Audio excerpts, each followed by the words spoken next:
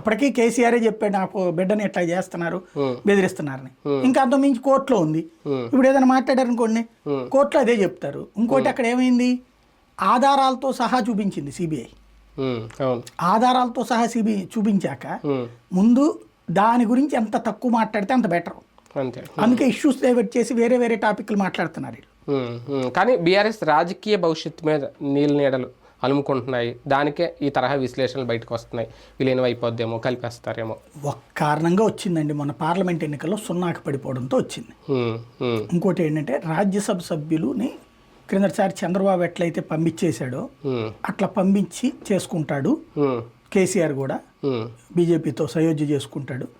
Next elections టైంకి కలిసి పని చేస్తారు.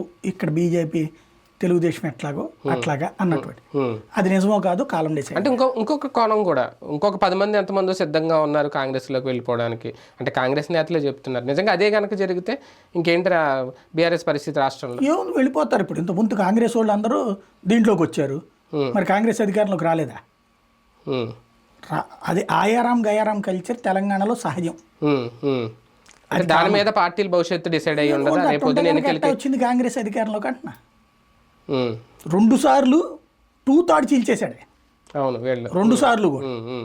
కానీ మరి కాంగ్రెస్ అధికారంలోకి వచ్చి ఈయన పరిపక్షానికి పరిమితం అవ్వాలా? అదే కదా.